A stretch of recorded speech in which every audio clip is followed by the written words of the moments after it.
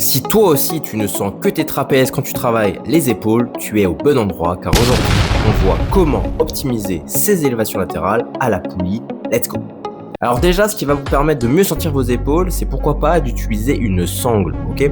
Donc comme sur la vidéo, une petite sangle que vous allez accrocher à la poulie, ça va vous permettre entre guillemets de désengager un petit peu vos avant-bras et puis en même temps de vraiment pouvoir vous concentrer sur monter le bras avec le coude et pas la main.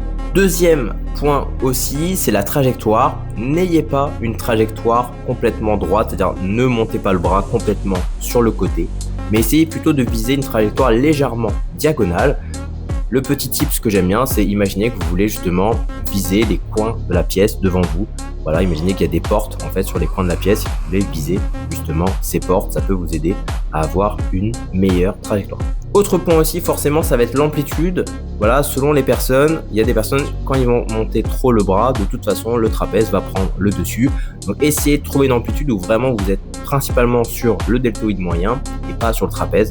Voilà, adaptez toujours les mouvements selon vous. Ok, en sachant que de toute façon, le trapèze va toujours contribuer au mouvement. En fait, vous ne pouvez pas le désengager complètement.